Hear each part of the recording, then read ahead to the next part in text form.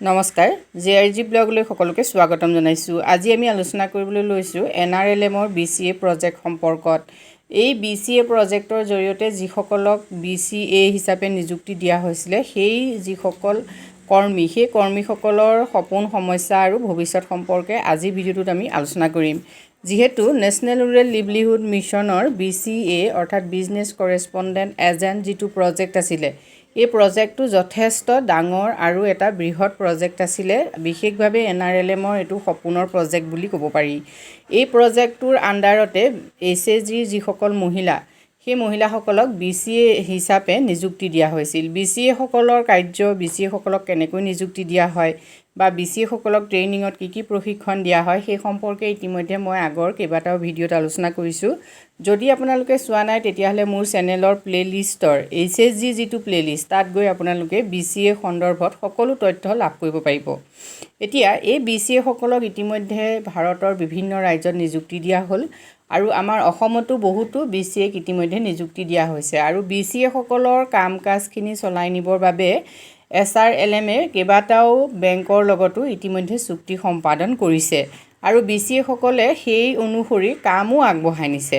কিন্তু ভাৰতৰে বিভিন্ন ৰাজ্যত বিশেষকৈ উত্তৰ প্ৰদেশ মধ্যপ্ৰদেশ বা মহাৰাষ্ট্ৰ যিবিলাক আমাৰ সাধাৰণতে আগবঢ়া ৰাজ্য হয় সেই ৰাজ্যবিলাকত কিন্তু দেখা গৈছে BCA সকলৰ এই মডেলটো যেনেদৰে আগবাঢ়ি যাব লাগিছিল তেনেদৰে আগবাঢ়ি যোৱা নাই।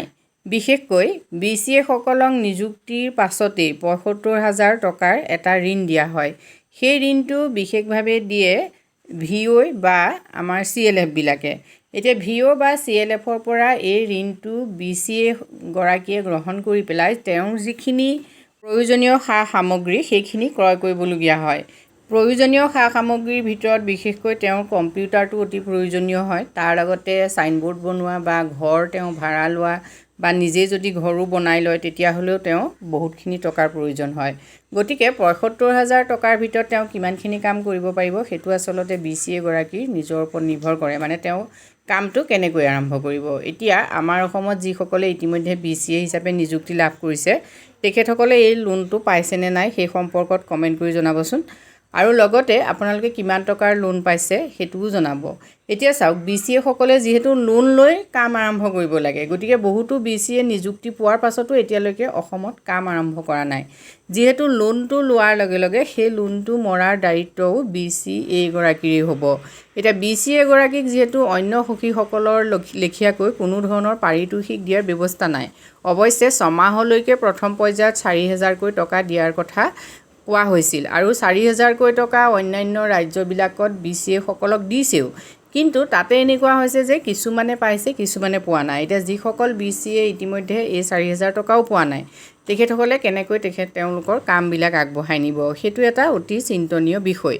এতিয়া আমাৰ অসমত যিসকলে BCA হিচাপে নিযুক্তি পাইছে তেওঁলোকে এই ৪,০০০ টকা বা পাৰিতোষিক হিচাপে কিবা পাইছে নেকি সেই সম্পৰ্কেও আপোনালোকে কমেণ্ট কৰিবলৈ নাপাহৰিব। এতিয়া চাওক যদি BCA সখীগৰাকীয়ে প্ৰথম পৰ্যায়ৰ পৰাই ইনকাম কৰিব নোৱাৰে তেতিয়াহ'লে BCA সখী হৈ পেলাই তেওঁ যি ৭৫,০০০ বা ৫০,০০০ যি তেওঁ ঋণ গ্ৰহণ কৰিব সেই ঋণটো তেওঁৰ কাৰণে এটা ডাঙৰ বোজা হৈ পৰিব। যিহেতু প্ৰথম অৱস্থাৰ পৰাই তেওঁ কাম কৰিলেও যিমানখিনি টকা উপাৰ্জন কৰিব পাৰিব লাগে সিমানখিনি টকা আমাৰ বিশেষকৈ গাঁও অঞ্চলবিলাকত BCA সখীগৰাকীয়ে উপাৰ্জন কৰাত অসুবিধা আছে। যিহেতু এতিয়া এনেকুৱা হৈছে যে ডিজিটেল কাম কাজবিলাক প্ৰায়বিলাক মহিলাই কৰিব জনা হৈছে আৰু বিশেষকৈ বেংকৰ শাখাবিলাকো ওচৰত আছে। গতিকে প্ৰায়বিলাকেই বেংকত গৈ কাম কৰে। গতিকে BCA সখীগৰাকীৰ ওচৰত কাষ্টমাৰ কিমান হ'ব সেইটো এটা অতি চিন্তনীয় বিষয়। ইয়াৰ উপৰিও BCA সখীসকলে যদি মাহিলী বিশেষকৈ 6 মাহৰ বাবে হ'লেও এই ৪,০০০ যিটো পাৰিতোষিক সেইটো লাভ নকৰে তেতিয়াহ'লে তেওঁলোকে কামো আগবঢ়াই নিব নোৱাৰিব। যিহেতু মাহত তেওঁ যিখিনি ইনকাম কৰিব সেইখিনি তেওঁ যিহেতু ঋণৰ বাবে দিওঁতেই যাব, মানে ধাৰ মাৰোঁতেই যাব। গতিকে তেওঁ কেনেকৈ চলিব এইটো এটা সমস্যাৰ বিষয় নিশ্চয় হৈছে। এতিয়া অন্যান্য ৰাজ্যবিলাকত এইটো এটা ডাঙৰ সমস্যা হৈছে আৰু BCA সখীসকলৰ কাম কাজ ইতিমধ্যে ৰৈ গৈছে আৰু তেওঁলোকৰ কামৰ যিমান বোজা সেই বোজা অনুসৰি তেওঁলোকে প্ৰফিটো কৰিব পৰা নাই, যিটোৰ বাবে BCA সখীসকল হতাশ হোৱা দেখা গৈছে। এনআৰএলএমৰ অতি উল্লেখযোগ্য আৰু মহিলাসকলৰ বাবে অতি প্ৰয়োজনীয় মডেল হয় এই BCA মডেলটো। যেহেতু BCA সখীগৰাকীয়ে কৰিব নোৱাৰা কাম একোৱেই নাই, যিটোৰ জৰিয়তে তেওঁ SHG প্ৰতিটো দিশকে চোৱা চিতা কৰিব পাৰে বা SHG সদস্যসকলক তেওঁ যিখিনি সহায় কৰিব লাগে সেই সহায়খিনি অন্য কোনো সখীয়ে কৰিব নোৱাৰে। যেহেতু প্ৰয়োজন মতে টকা দিয়া বা টকা ধাৰে লোৱা বা টকা জমা থোৱা ইত্যাদি কামবিলাক BCA সখীগৰাকীয়ে তাৎক্ষণিকভাৱে ঠাইতে কৰি দিব পাৰে। গতিকে এই BCA মডেলটো NRLMৰ এই BCA মডেলটো অতি প্ৰয়োজনীয় মডেল হয় SHGৰ বাবে। প্ৰথম পৰ্যায়ত এই ক্ষেত্ৰত BCA সকল হতাশ হ'লেও কিন্তু তেখেতসকলে ধৈৰ্য নেহেৰুৱাই যদি কাম কৰি থাকে এটা পৰ্যায়ত তেখেতসকলো সফল হোৱাটো নিশ্চিত।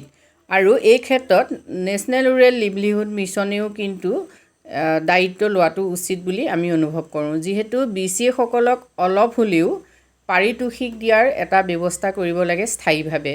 যেতিয়ালৈকে তেওঁলোকে ইনকাম কৰিব নোৱাৰে তেতিয়ালৈকে BCA সকলক তেওঁলোকৰ কামৰ বিনিময়ত উচিত এটা পাৰিতোষিক দিয়া উচিত বুলি আমি অনুভৱ কৰোঁ, যিটোৱে NRLMৰ এই BCA প্ৰজেক্টটো আগবঢ়াই নিয়াটো সকলোকে সহায় কৰিব। আৰু BCA হিচাপে কাম কৰা যিসকল SHG সদস্য আছে তেওঁলোককো এনে সিদ্ধান্তই ভৱিষ্যতে কাম কৰাৰ বাবে প্ৰেৰণা যোগাব। BCA সকলৰ এই সমস্যা সন্দৰ্ভত ইতিমধ্যে আপোনালোকে বহুতে কমেণ্ট কৰিছিলে, গতিকে বিষয়বস্তুখিনি আমি আলোচনা কৰিছোঁ।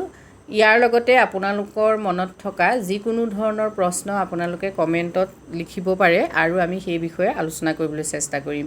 আজি ভিডিঅ'টোত আমি আপোনালোকৰ বাবে এইখিনি কথাই আলোচনা কৰিছোঁ। যদি ভিডিঅ'টোৱে আপোনালোকক উপকৃত কৰিছে কমেণ্ট কৰি জনাব। ধন্যবাদ।